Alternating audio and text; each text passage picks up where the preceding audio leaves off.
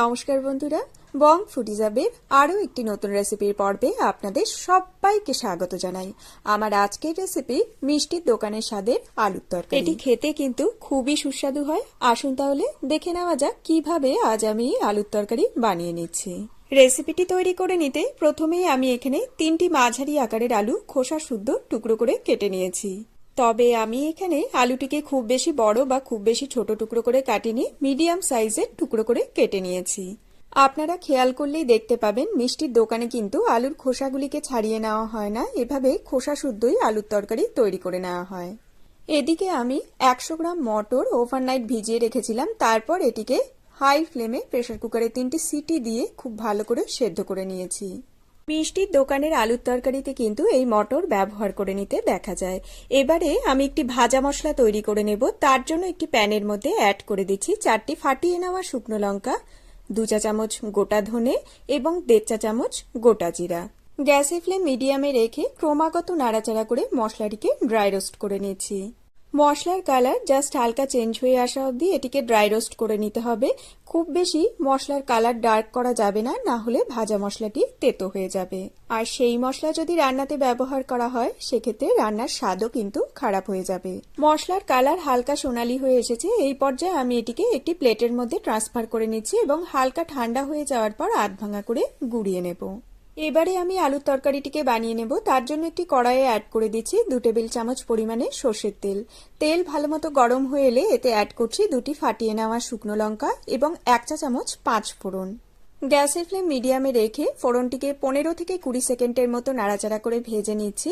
ফোড়ন থেকে যখন একটা সুন্দর গন্ধ বেরোতে শুরু করবে তখন এতে অ্যাড করে দিচ্ছি 1-4 চা চামচ পরিমাণে হিং এবং আরও 4 থেকে 5 সেকেন্ডের মতো নাড়াচাড়া করে ফোড়নটিকে ভেজে নিচ্ছি। হিং অ্যাড করার ফলে আলুর তরকারির স্বাদ কিন্তু খুবই ভালো হয়, তবে আপনাদের অপছন্দ হলে আপনারা স্কিপও করতে পারেন। ফোড়ন ভাজা হয়ে এলে এতে অ্যাড করে দিলাম আলুর টুকরোগুলিকে এবং একই সাথে অ্যাড করছি 1 চা চামচ পরিমাণে নুন এবং 1 চা চামচ হলুদ গুঁড়ো। নুন হলুদ দিয়ে আলুর টুকরোগুলি বেশ হালকা ভাজা ভাজা হয়ে আসা অবধি নাড়াচাড়া করে রান্না করে নিচ্ছি।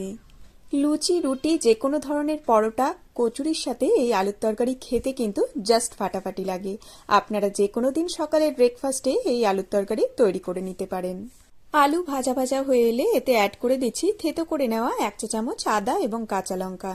এবারে গ্যাসের ফ্লেম লোতে করে আদা এবং কাঁচা লঙ্কাটিকে আলুর সাথে ভালোভাবে কষিয়ে নিচ্ছি, যাতে এর মধ্যে যে কাঁচা গন্ধ রয়েছে সেটি পুরোপুরিভাবে চলে যায়।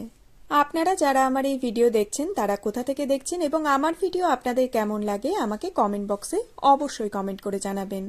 আদা এবং কাঁচা লঙ্কা 1 মিনিট কষিয়ে নেওয়ার পর এর মধ্যে অ্যাড করে দিচ্ছি সেদ্ধ করে রাখা মটর এবং আরও 1 মিনিটের জন্য সবকিছু একসাথে নাড়াচাড়া করে কষিয়ে নিচ্ছি।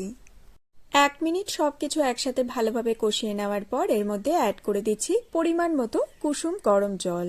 এই আলুর তরকারির মধ্যে বেশ একটা ঝোল ভাব থাকে, তাই সেই অনুযায়ী আমি এখানে জল ব্যবহার করে নিয়েছি।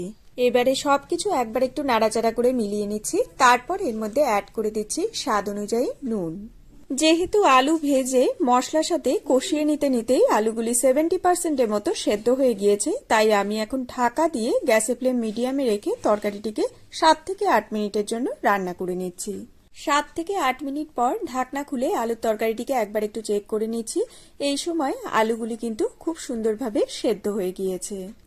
এবারে খুন্তি দিয়ে আমি কিছু আলু চেপে চেপে টুকরো করে ভেঙে দিচ্ছি। এতে করে আলুর তরকারির টেক্সচার যেমন ভালো হয়, খেতেও কিন্তু খুবই সুস্বাদু হয়।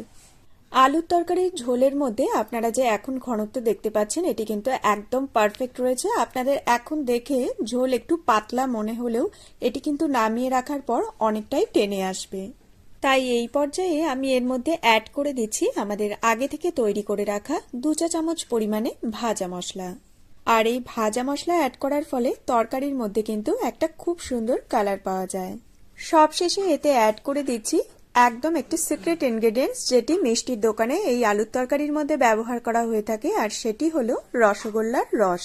আমি এখানে 2 টেবিল চামচ রসগোল্লার রস এর মধ্যে অ্যাড করে দিলাম। আর এই রসগোল্লার রস অ্যাড করার ফলে আলুর তরকারির স্বাদ হয় কিন্তু দুর্দান্ত। তবে রসগোল্লার রস না থাকলে তার পরিবর্তে আপনারা এখানে 2 চা চামচ চিনিরও ব্যবহার করে নিতে পারেন। এবারে জাস্ট সবকিছু একসাথে 1 মিনিটের জন্য নাড়াচাড়া করে মিক্স করে নিলেই রেডি আমাদের মিষ্টির দোকানের স্বাদে পারফেক্ট আলুর তরকারি। গ্যাসের ফ্লেম বন্ধ করে ঢাকা দিয়ে 5 মিনিটের জন্য এই আলুর তরকারিটিকে আমি স্ট্যান্ডিং টাইমে রেখে দিচ্ছি। আর পাশের চুলোতেই আমি তৈরি করে নিচ্ছি একদম ফুলকো ফুলকো লুচি। লুচি, রুটি, যে কোনো ধরনের পরোটা, কচুরির সাথে আপনারা এই আলুর তরকারি অনায়াসে সার্ভ করতে পারেন। এটি খেতে কিন্তু দুর্দান্ত লাগে। আপনারা কিসের সাথে এই আলুর তরকারি সার্ভ করতে চলেছেন আমাকে কমেন্ট বক্সে অবশ্যই কমেন্ট করে জানাবেন। আমার আজকের এই রেসিপি যদি আপনাদের ভালো লেগে থাকে তাহলে ভিডিওটিতে একটি লাইক দিয়ে আমাকে উৎসাহিত করবেন এবং কমেন্ট করে জানাবেন কেমন লাগলো।